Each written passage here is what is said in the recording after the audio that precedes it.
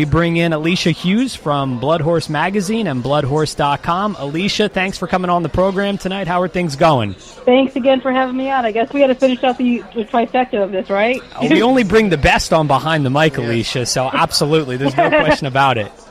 How did Justify look today? As I just mentioned, he took his first gallop around Belmont Park. Did he look relaxed? How did he look in your opinion? He looked great this morning. I thought. I feel like the consensus opinion was he looked really good. In fact, he was galloping so strongly down the lane that if you didn't know any better, you might have even thought that it could have been mistaken for an actual work. But no. And Bob said he was a little bit fresh because he had a workout at Churchill on Monday, then he just had a walk day Tuesday, and he shipped yesterday. So it's been a couple days since he's been on the track. So he was definitely feeling himself this morning, but he definitely looked like he got over the Belmont track with zero issues. Alicia, I saw the last race he ran, and it was remarkable to see. Like you said, Magic kind of stayed on his hip for a while, and he couldn't close the deal. This horse is just too strong. I mean, being the Belmont as being a longer race, what horse is there that can really possibly stay with Justified or edge him out in this Belmont race?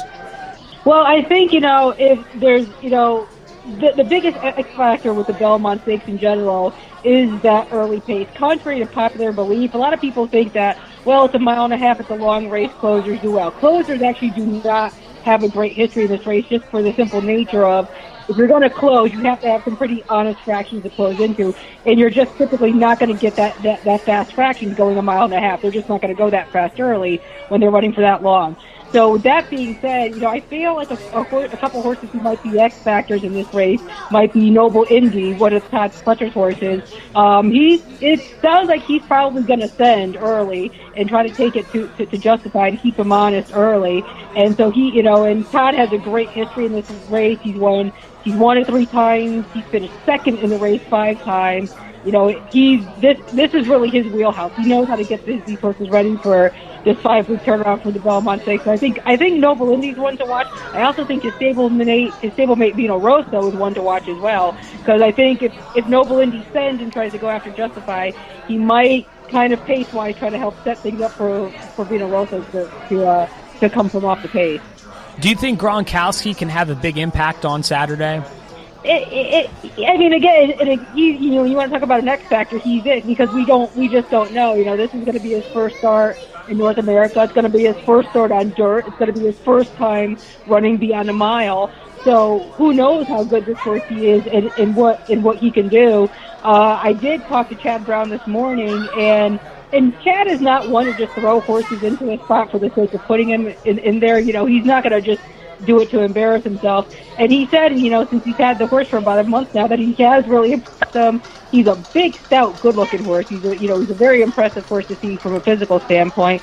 And Chad feels like that he has handled his gallops at Belmont really well, that he's shown him he has it in him to be a dirt horse and a distance horse. But I said, who knows? He might, he might come shocking everybody and come with a great run and hit the board, or he might burn out after a mile and be a tiring turn. I don't know, Alicia. I look at when I saw Justified again. I'm just so impressed at how he's been running. It's just like how when someone's just in their prime and they just can't be stopped, and that's kind of like what Justified is right now. I feel like he's just one of those horses. He's like the Usain Bolt of the horse racing. Nobody can stop him, and I just can't see. I mean, I understand, there's going to be some X factors and this and that, but he's so strong of a horse. I mean, his start is incredible. Yeah, he doesn't. I mean, in pretty much all, many of the other contenders in this race admit it. He doesn't have any obvious holes to his game. He has a perfect running style for this race. He's got great tactical early speed. He's a great gate horse. He's always broken very well, so he should be able to get away with no issue out of that one hole. And quite frankly, post position in a 10-horse field going a mile and a half should not be an issue, regardless where you are. So if you can't work on a trip, then that's on you. But on paper, there really are any holes to his game.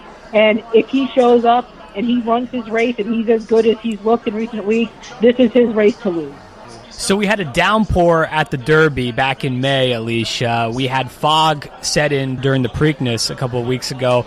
What role may Mother Nature play on Saturday, if any? I mean, it's got to be locusts, right? We got to have is that next. We had the fog, we had the rain. Is that the next one to come? Snow. I guess looking at the latest forecast, yeah. So looking at the latest forecast, it does look like there's a 40% chance of rain later in the day. With our luck, the way that this whole Triple Crown is going, that later in the day will be at 6:50 as they're loading them into the gate. It's, I mean, obviously track condition does not matter for this horse. He doesn't need to take his track with him. He can handle a wet track. But Bob Baffert and his assistant have said it's like, if you think he's good on a wet track, you ought to see him on a fast track. It's like you guys haven't even seen him yet recently on a fast track. It's like, I don't think it's a case where he necessarily moves up on a wet track. I just think he's good enough to handle it. I'm not. If we get a fast track, you might see something even more exceptional than what we've seen from him in the first two legs.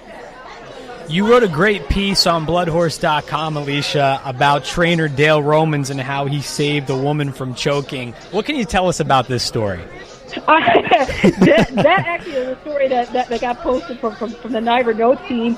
Yeah, they put it out there, and a few of my coworkers were at the game, and they were sitting next to or near Dale, and they're like, somehow we must have missed this. They saw him get up, but yeah, I guess apparently Dale was at the Mets game the other night after the draw, and he witnessed a woman who appeared to be choking and pulled the Heimlich maneuver, and I guess obviously, potentially saved her. And if you know Dale Romans at all, you would know that this is the kind of story that only can come from Dale. It's like only Dale would go to a post-position draw and then end up pulling the Heimlich maneuver on somebody and saving their life. That is quintessential Dale Romans right there. It's but he's great. He is one of everybody's favorites. He's one of the great characters in this sport. He's one of the great ambassadors of this sport. He's not afraid to speak his mind and be honest. And anytime he shows up to a race, he injects a lot of energy and character into it. Alicia Hughes joining us on Behind the Mic from Blood Horse Magazine and bloodhorse.com. Justify, he drew the one spot, Alicia, which is going to be along the rail.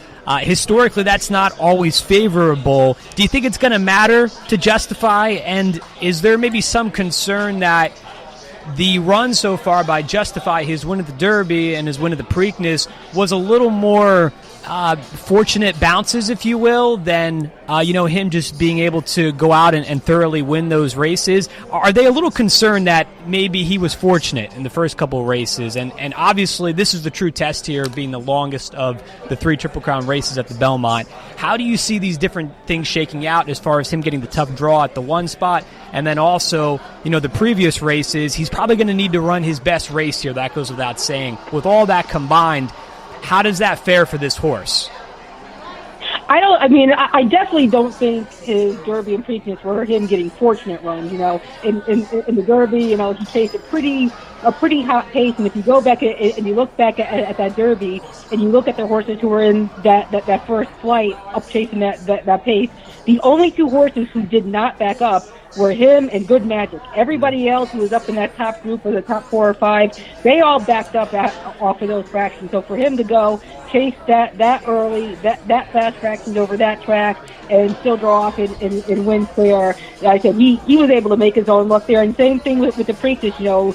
Good Magic, he ran to win. And they went out and they tried to take it to him and put the heat on him. He ended up putting the heat on Good Magic, and they went eyeball to eyeball.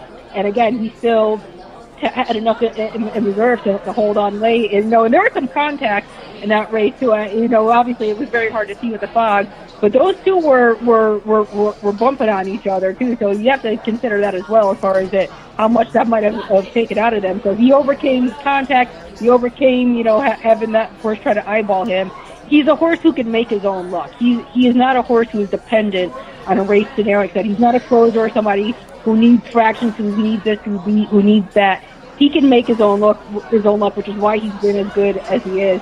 Like I said, out of the one hole, it should not matter. Like I said, in a 10-horse field going a mile and a half with his early speed as good as he breaks, it should be a non-factor. Unless he falls on his head at the start, if he gets away the way he always has, he should be able to break clean, get out there, and be able to either set the pace or lay just right off a target early on. Yeah, it definitely seems like when he's out there, he tries to jump out, get to the inside, and just go with it, and nobody can catch. And you see Good Magic was trying to stay with him most of the time, bumping in, trying to get that same inside, but it just wasn't enough. He's just too strong. He's too strong of a horse to do that.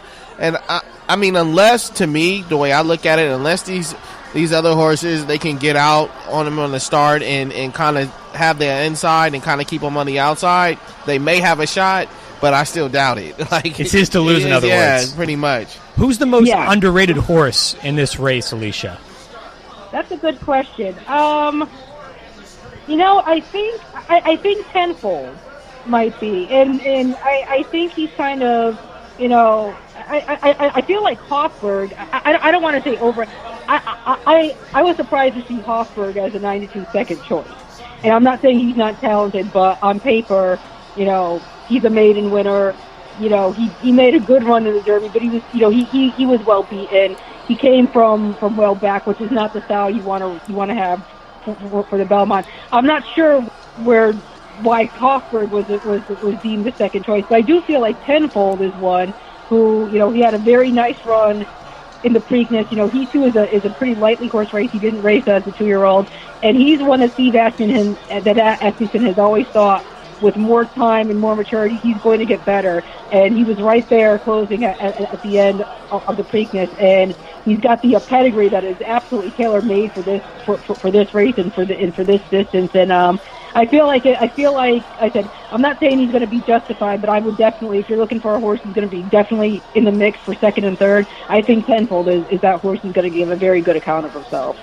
If Justified does win, that puts obviously Bob Baffert with 2. He trained 2 Triple Crown winners here in the past couple of seasons. Does that basically instantly boost him to all-time great status as far as a trainer goes, at least in the conversation? He's definitely in the conversation. I mean, he's definitely, if you're making the, and he's already there.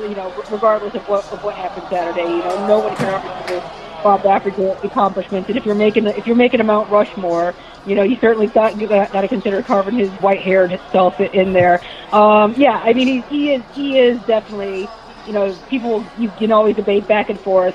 The impact that D-Way Lucas has had is, there's no words for it, for what he's done. Bob Baffert, might not even be in the game if it wasn't for D-Way Lucas. D-Way Lucas, he's probably done more to revolutionize, the modern trading game than anybody of the last, 30, 40 years easy. So Lucas is up there. I said you've got your all-time greats with Whittingham, City Jim, Fitzsimmons. But I mean, Bob's legacy is locked down.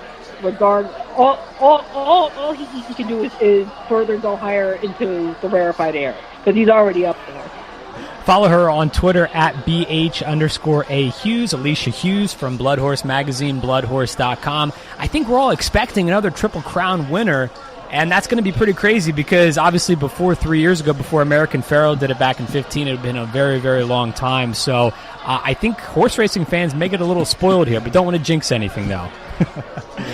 Enjoy the race, Alicia. I do hope that they don't start thinking that this is getting easy by the chance, because even if he does it, that's only 13. Only 13, exactly.